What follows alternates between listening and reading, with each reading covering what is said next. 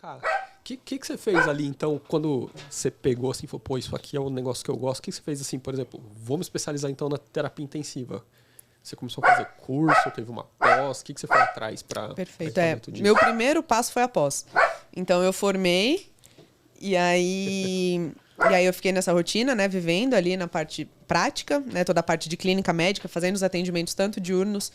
Eu fui uma das que fez plantão recém-formada, né? E realmente era uma situação de desconforto exatamente nesse sentido. Eu tô aqui nessa posição e eu tô entregando o melhor que eu posso entregar para esse doente? Não, não tô. Tô longe disso. Então, eu vou buscar fazer algo para que eu consiga entregar o que ele precisa. E aí, então, eu fui fazer a pós, né? A primeira pós foi terapia intensiva e emergência. E aí, né, as coisas foram acontecendo. Aí depois veio a endócrino, né? Depois da primeira veio a endócrino, mas também nesse sentido, né? Assim, sempre bem presente dentro do cenário hospitalar, né? Do cenário de atendimento ali, de rotina mesmo, raiz, né? Então, Dentro da veterinária, eu vejo que o pessoal também faz muito curso e participa de congresso mesmo de medicina humana. Total, assim, sempre. Né? Sempre. Você fez coisas assim também, tipo curso de ventilação, assim, que não era voltado para veterinária, essas coisas assim? Total, assim. E aí, entrando nessa questão de ídolo, né? Eu fico meio... Ela não tava tão errada. Eu fico meio psicopata mesmo. Então, sabe, assim, tipo, com a minha orientadora foi exatamente isso, assim. Ela deve ter ficado meio assustada até, quase. Porque era muito assim, nossa, eu admiro muito essa pessoa de tal assunto. Então, eu quero segui-la em todos os lugares. Quero saber tudo que ela tem para me contar sobre esse assunto, né?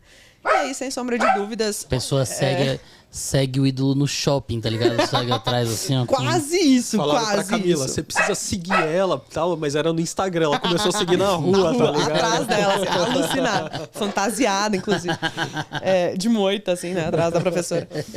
Não, mas assim, eu sempre tive essa questão, muito assim, né? Eu sempre tive muito apreço pela medicina nesse sentido, exatamente por gostar de trabalho, por gostar de literatura. Então, né, pra gente da veterinária um desafio nesse sentido. O volume de trabalhos que sai na veterinária, longe de ser próximo do volume de trabalhos da medicina.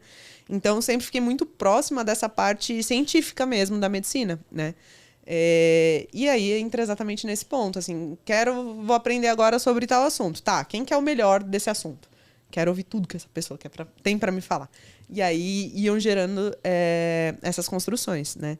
Então, o amor pela sepse também foi basicamente nesse sentido, né? O amor pela minha orientadora foi nesse sentido. Então, tanto que é bem curiosa essa história. Às vezes eles me perguntam, mas como que você foi parar no INCOR, fazer mestrado no INCOR? Então, é um pouco disso, assim. Eu tinha na minha cabeça muito definido que eu queria trabalhar com sepse e que a professora era... Sim, né? No pedestal aqui. Tava fantasiada de rainha ali pra mim, né? Maravilhosa. Maria Cláudia Irigoyen. Te amo. Então, veio disso, assim, né? Então, a primeira vez que eu fui conversar com ela, tava tudo na minha cabeça já. Falei, ela vai achar que eu sou louca, né? Imagina, do nada, uma pessoa X chega sem nem saber. Pra vocês terem ideia, eu fiz a prova pra gente fazer o mestrado, a gente precisa ter a prova de proficiência da cultura, né? Uhum. Eu não sabia nem se tinha vaga, eu fiz a prova. Eu fiz a prova, lá. Eu falei, não vai ter como ela me falar não. Vai conversar com a orientadora. Eu já passei na prova aqui já. Cara, foi isso. Eu fiz exatamente isso. Eu morreria de medo de você, Já velho. trouxe o certificado aqui, ó, já guarda aí. Eu falei, obrigado. Não, tá tudo bem. Eu vou te falar que eu também teria um pouco de medo de mim. Mas foi exatamente isso que aconteceu. Assim, eu não dei nem chance dela falar que não. Assim, ela não tinha opção, coitada. Ela ficou acuada. Então... Mayara, bate? A ideia? Você mantém meu diagnóstico? Mantém? Acho que sim, velho. Então, foi isso, assim. Eu fui e falei, o que precisa pra fazer matrícula? Tal documento, curso, prova, não sei o quê. E a prova era, tipo, a cada 3 meses, sei lá, na época. Beleza, esperei, matriculei, fiz a... Aí cheguei pra conversar com ela. Na época, meu ex-namorado fazia doutorado lá também. Eu falei, não, quero falar com a professora. Ele, mas eu vou falar o quê pra professora? Eu falei, não, marca uma reunião com a professora, eu quero falar com ela. Beleza, fui. Daí, tipo, imagina a cara dela, né? Uma pessoa aleatória chegando assim. Não, tá bom, professora, eu quero fazer um mestrado, então... Ela, tá, vamos esperar abrir uma vaga e tal. Aí você faz... Não, tá aqui já, eu passei na prova. Mas você já pensou em algum tema? Já pensei em algum tema, a gente vai falar de sepse. E aí, o projeto imagina... tá pronto, a Plataforma Brasil já aprovou, Número no seu... Eu já tenho coletado tantos N aqui já, ó.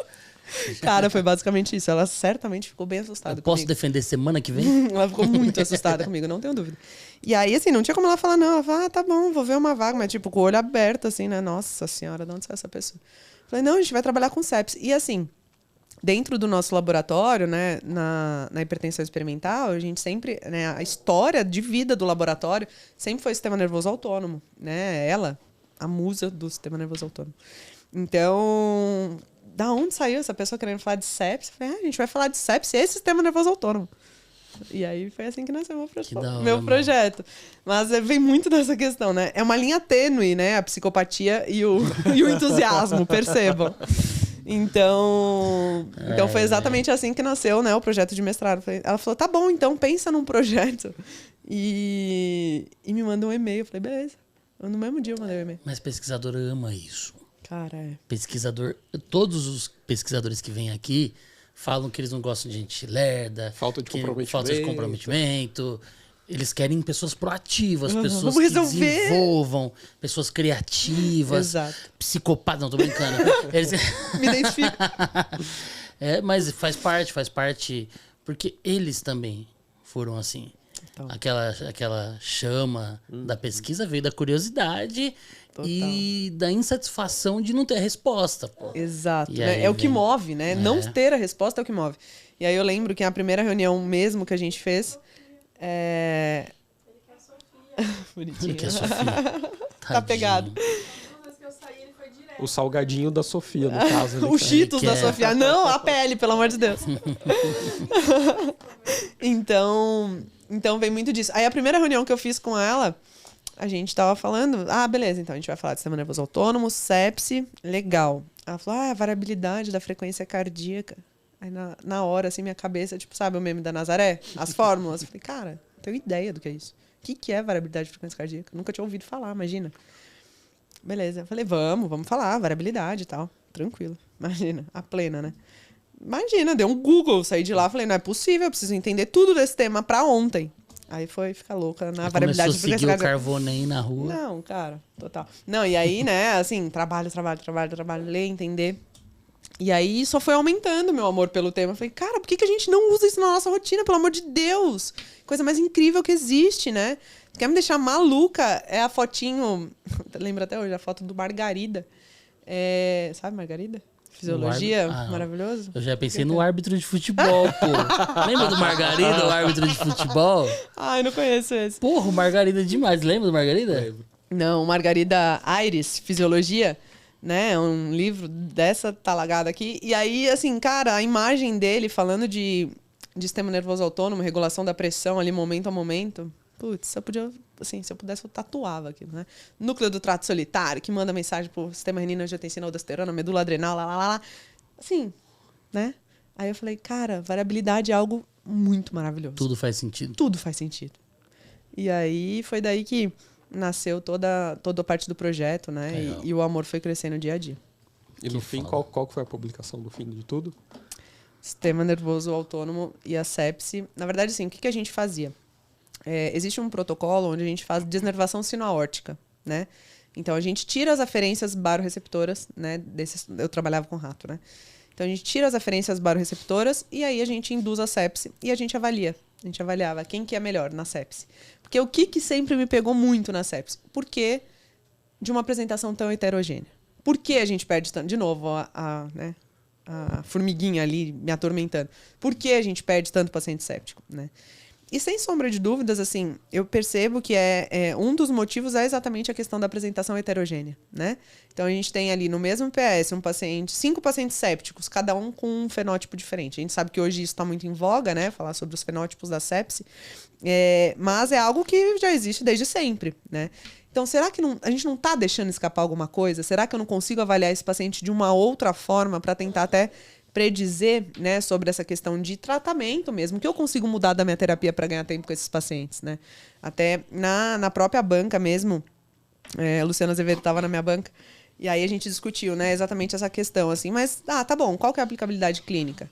Cara, se eu conseguir fazer uma avaliação da minha variabilidade de frequência cardíaca, né, com todos os parâmetros, que não é simplesmente a variabilidade de frequência, a gente avalia toda a parte autonômica, né? Eu avalio parâmetros simpáticos, avalio parâmetros parasimpáticos, eu consigo entender onde está o doente exatamente nessa questão de autorregulação. Então, será que se eu pegar aquele paciente que tem um maior estímulo simpático e fizer um beta-block nele, ele não vai melhor? E aí, assim, né? Claro que não fui a inventora da roda, óbvio. Mas os estudos com esmolol estão saindo, né? Então, inclusive, foi bem interessante. No último fórum de sepsi, a gente questionou, né, o Mervyn Singer exatamente sobre isso. E aí, qual que é a aplicação da variabilidade, né, na tomada de decisão terapêutica?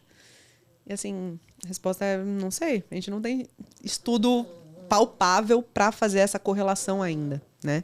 Então, assim, é um campo infinito, né, pra gente talvez por atingir. isso que ninguém sabe o efeito certo do beta-bloqueador ainda na Total. sepse, porque não separa por fenótipo. Total. Talvez o dia que separar por fenótipo, talvez esse cara Exato. que tem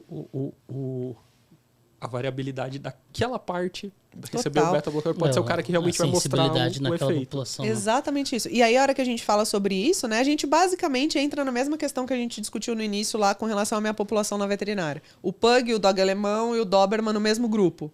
Cara, é a população de sepse. Concordam comigo? A gente está falando de pneumonia de comunidade, Sim, sim. a gente está falando de injúria renal aguda pela nefrite, a gente está falando, né?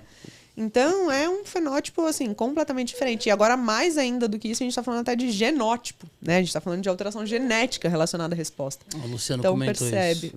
Agora o nosso foco está nisso, né? Assim, de entender a...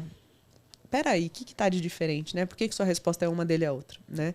Então, né, saiu agora recente o estudo falando sobre essa divisão, essa segmentação do paciente séptico, né? E eu realmente acho que é o futuro. Mas concordam comigo que, assim, antes da gente chegar aí, será que se eu não conseguisse avaliar variabilidade da frequência cardíaca mesmo, né? A gente faz com eletro, imagina, a gente faz pressão invasiva, a gente consegue ter todas as curvas de balanço autonômico. Sim. Será que a gente já não conseguia, né? Antes de ir lá para o estudo genético desse doente?